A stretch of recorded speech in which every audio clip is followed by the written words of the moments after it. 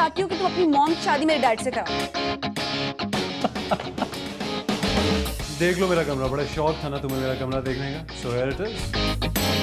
कुछ फील नहीं हो रहा। क्या मतलब?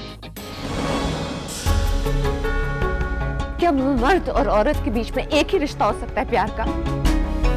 क्या वो दोस्त नहीं हो सकते, एक दूसरे का दुख दर्द नहीं बांट सकते, साथी नहीं हो सकते क्या एक दूसरे के? ना तो आप मेरे बाप हैं और ना ही मैं आपका बेटा हूँ। अगर आप मेरे बाप होते ना, यूं मुझे छोड़ के ना चले जाते आप। जिस खातून के हस्बैंड की डेथ हो जाए वो भी तो बेवा होती है। तो जिस बंदे की बीवी की डेथ हो जाती है तो वो भी तो बेवा ही हुआ ना। देखिए टेलीफिल्म शादी इम्पॉसिबल ईद के पहले दिन दोपहर 3 बजे।